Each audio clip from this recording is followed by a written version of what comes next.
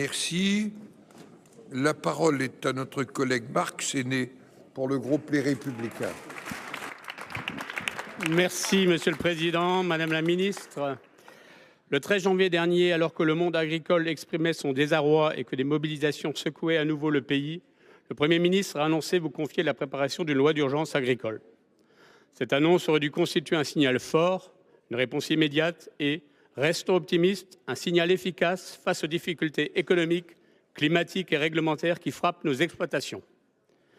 Malheureusement, alors que vient de s'ouvrir la 62e édition du Salon international de l'agriculture, l'urgence proclamée peine à se traduire en actes concrets. Car oui, Madame la Ministre, il y a urgence. Il y a urgence à lever les contraintes réglementaires et d'arrêter les surtranspositions qui affaiblissent irrémédiablement nos agriculteurs et notre souveraineté alimentaire.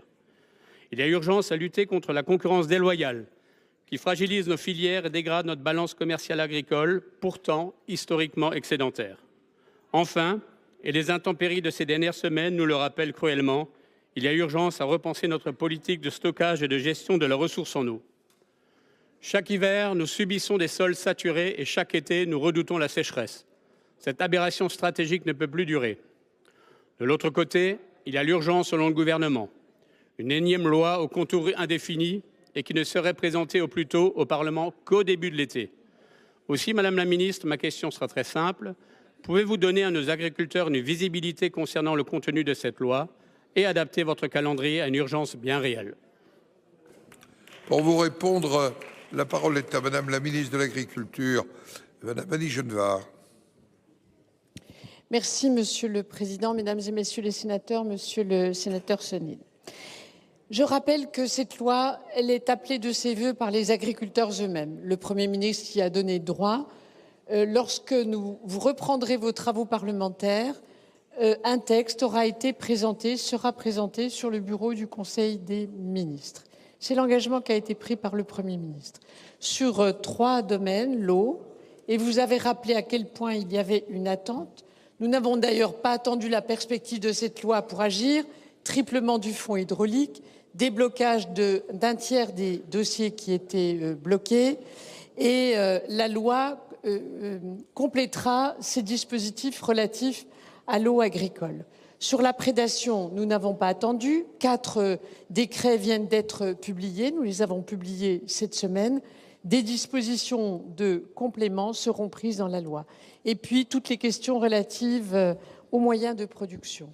Donc, non seulement nous n'attendons pas la loi pour répondre aux attentes des agriculteurs, mais nous compléterons.